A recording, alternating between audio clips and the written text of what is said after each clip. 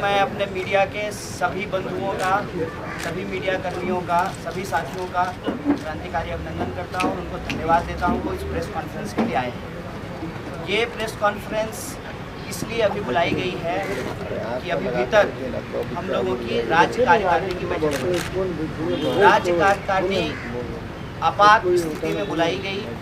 वो इसलिए बुलाई गई कि पार्टी की यह समझदारी थी कि जिस तरीके से इस देश में देश हित के सवाल पर और भाजपा के खिलाफ लोगों का एक गोलबंदी हो रहा है, यह गोलबंदी चुनाव में भी दिखना चाहिए। और उस गोलबंदी को बनाने के लिए न सिर्फ आंदोलनों में बल्कि राजनीतिक रैलियों में भी उस गोलबंदी को करने का प्रयास किया। मैं आपको याद दिलाना चाहता हूँ कि जब मुजफ्फरपुर का सेंटर होम केस हुआ, उसके बाद वामपंथी पार्टियां जब रोड पे उतरी तो उनके समर्थन में आरजेडी और कांग्रेस भी रोड पे आए। और यह जो संघर्षों में एकता बनी, संघर्षों में इस एकता को मजबूती देने के लिए जब कम्युनिस्ट पार्टी ऑफ इंडिया ने अपनी रैली पटना के गांधी मैदान में बुलाई तो सभी राजनीतिक दलों को बुलाया गया, एनडीओ को छोड़कर। और ये खुशी की बात है कि सभी राजनीतिक दल उस मंच पर आए और एक आवाज़ निकली, चाहे वो कांग्रेस के गुलाम नबी आज़ाद साहब की आवाज़ हो या आरजेडी के पूर्वे साहब की आवाज़ हो, मांझी जी की आवाज़ हो, शरद यादव जी की आवाज़ हो। सभी लोगों ने एक मुश्त यह बात कही कि देश को बचाने के सवाल पे, लोकतंत्र और संविधान को बचाने के सवाल पे भाजपा विरोधी मत में बिखराव नहीं होना चाहिए।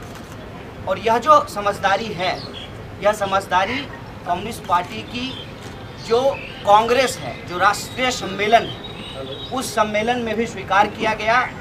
और यह स्वीकार किया गया कि हर हालत में किसी भी कीमत पे, चाहे बतौर पार्टी हमको कोई नुकसान उठाना पड़े सांगठनिक, लेकिन हम राजनीतिक समझौता इस शर्त पे नहीं करेंगे कि अपने संगठन की प्रतिष्ठा के लिए, अपने झंडे के डंडे को ऊंचा रखने के लिए और अपने ईगो के चक्कर में इस देश के ऊपर जो एक अघोषित आपातकाल है, उस लड़ाई को हम कमज़ोर नहीं करेंगे। और यह जो हमारी राजनीतिक प्रतिबद्धता है, उसी राजनीतिक प्रतिबद्धता को आज की कार्यकारिणी की बैठक में सर्वसम्मति से स्वीकार किया गया।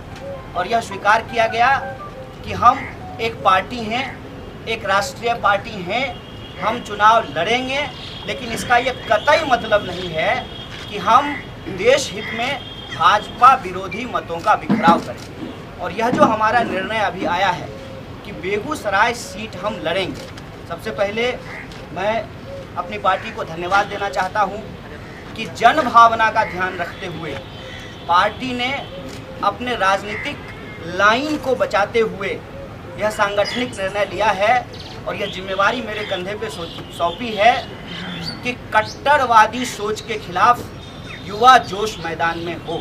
आपको पता होगा कि अपने बरबोलेपन के लिए मशहूर, बात बात पे लोगों को पाकिस्तान भेजने वाले, मुझे तो पता ही नहीं चला पिछले 5 साल में वो भारत के किसी विभाग के मंत्री हैं। मैं गिरिराज जी के बारे में बोल रहा हूँ। मुझे तो बार बार यही महसूस हुआ कि वो पाकिस्तान के वीजा मंत्री हैं, हर बात पे किसी को जो है पाकिस्तान भेजते हैं। उस कट्टरवादी सोच के जो प्रतिनिधि हैं, उसके खिलाफ इस देश के युवाओं की हुंकार बेगूसराय की लोकसभा में गूंजेगी। रही बात बाकी 39 सीटों की, मैं अपनी राजनीतिक प्रतिबद्धता और अपनी पार्टी के बिहाफ पे आप तमाम मीडिया कर्मियों के माध्यम से इस देश की जनता को बताना चाहता हूँ कि हम लोग बिहार या देश के किसी भी हिस्से में देश हित को लेकर भाजपा विरोधी मतों का बिखराव नहीं करेंगे। और इस बात की पूरी तफ्सीस की जाएगी, इस बात को अच्छे से हम लोग विश्लेषित करेंगे।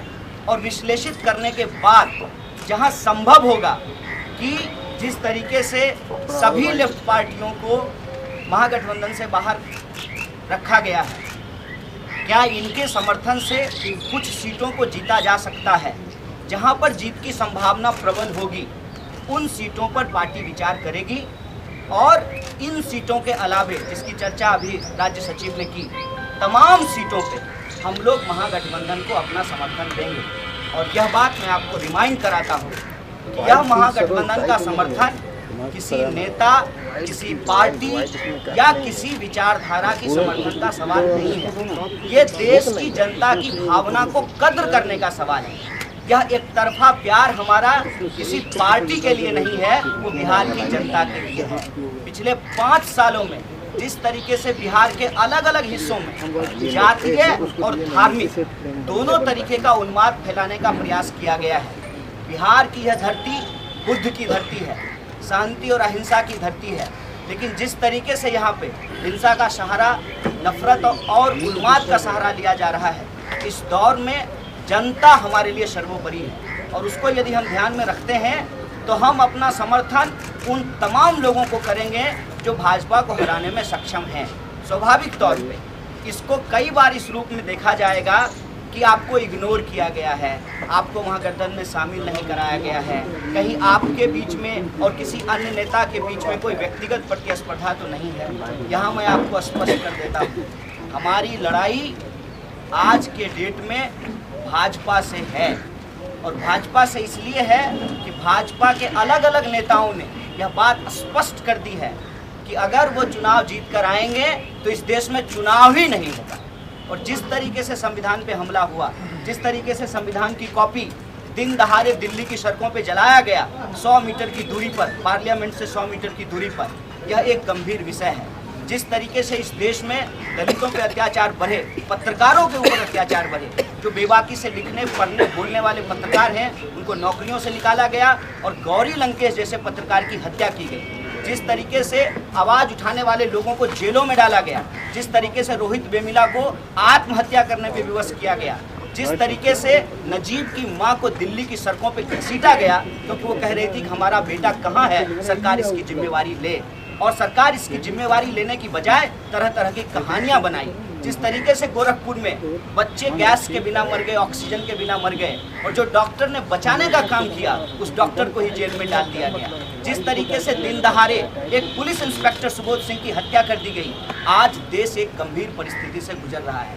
इस गंभीर परिस्थिति में यह जिम्मेवारी हम तमाम लोगों के कंधे पे है कि हम अपनी राजनीतिक जमीन की चिंता ना करें, हम अपने पार्टी की चिंता ना करें, हमारी पार्टी का खाता खुलेगा कि नहीं खुलेगा हम इसकी चिंता ना करें। आज हमारी चिंता सबसे ज़्यादा अगर किसी बात की है वो देश की है, लोकतंत्र की है, संविधान की है, और इसको बचाने के लिए हम अपनी प्रतिबद्धता जाहिर करते हैं और इस प्रतिबद्धता को जाहिर करते हुए एक स्पष्ट मैसेज देना चाहते हैं कि हमारी लड़ाई आरजेडी, कांग्रेस, रालोसपा, हम या फिर मुकेश सहनी जी की पार्टी से नहीं है। हमारी लड़ाई साफ साफ आज के वक्त में जो हम लोग लड़ रहे हैं वो ये है कि एक तरफ सच है, दूसरी तरफ झूठ है, एक तरफ हक है, दूसरी तरफ लूट है। हम हक और सच के लिए इस लड़ाई को लड़ेंगे और हमको पूरा भरोसा है। जिस तरीके से मैं आज पहली बार पटना आकर के प्रेस कॉन्फ्रेंस कर रहा हूँ, आप देख रहे होंगे, आप लोग पॉलिटिकल बीट कवर करने वाले सीनियर पत्रकार हैं और भारत में बिहार को एक राजनीतिक जगह माना जाता है। तमाम नेताओं को आपने दिल्ली और पटना का चक्कर लगाते हुए देखा होगा। हम उस समय बेगूसराय का चक्कर लगा रहे थे। हम ये इंश्योर कर रहे थे कि बेगूसराय में दंगा नहीं हो। हम ये इंश्योर कर रहे थे जब मालूम चला कि गिरिराज सिंह बेगूसराय से कैंडिडेट बनने वाले हैं तो वहाँ पर एक धार्मिक उन्माद न खड़ा किया जाए, हम उस कोशिश में लगे हुए थे। और बेगूसराय की जनता ने जिस तरीके का प्यार उनको दिखाया है, मैं समझता हूँ कि चुनाव के मैदान में खड़ा होना उस जनता की भावना का ख्याल करना है। हम चुनाव मैदान में हैं और हमारी लड़ाई आरजेडी से नहीं है, हमारी लड़ाई तनवीर हसन साहब से नहीं है, हमारी लड़ाई सीधे तौर पे गिरिराज सिंह और उनका जो कट्टरवादी सोच है उसके खिलाफ है। इस कट्टरवादी सोच के खिलाफ युवा जोश जीतेगा, इस बात की हुंकार हम इस प्रेस कॉन्फ्रेंस से भरना चाहते हैं। बहुत बहुत धन्यवाद। जिन लोगों को इस पे संबंध में प्रश्न पूछना है उनका प्रश्न है। इस संघर्ष को सिर्फ और सिर्फ चुनाव से समेट कर क्यों देखना चाहते हैं? मैं आपको मौके गिनाता हूं जहां हम लोग साथ में संघर्ष में रहे हैं। दिल्ली में जब सेंटर होम कांड को लेकर के एक प्रदर्शन जंतर मंतर पे बुलाया गया था तो हम लोग साथ में थे। पटना की सड़कों पे भी लोग उतरे। चुनाव के समय में बहुत सारे अप्स एंड डाउन्स होते हैं, उसमें यदि गठबंधन नहीं हो पाया